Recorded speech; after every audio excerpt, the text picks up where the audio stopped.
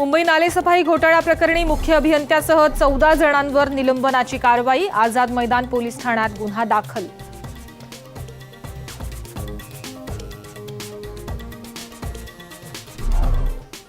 दोन दिवसांच्या पावसामुळे महाराष्ट्रातल्या धरणांच्या पाणीसाठ्यात वाढ।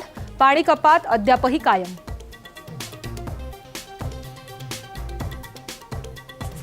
पानसरेंच्या हत्येप्रकरणी अधिकाऱ्यांची बदली होऊ देणार नाही। राधाकृष्ण विखे पाटील यांची प्रतिक्रिया।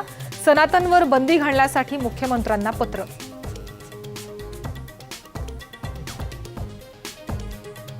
जलयुक्त शिवारात पाणी मुरतंय। काँग्रेस प्रदेशाध्यक्ष अशोक चव्हाणांचा सरकारवर आरोप। स्मार्ट सिटी संदर्भात सरकारवर टीकास्त्र।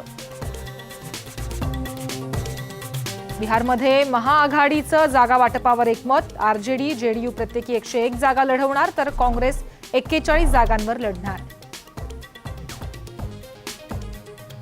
पुणे फेस्टिव्हलमध्ये मराठी कलाकारांचे अनोखे रंग। नेहा पेंडसेची लावणी, तर दीपाली सय्यद आणि शर्वरी जेमिनीसची जुगलबंदी।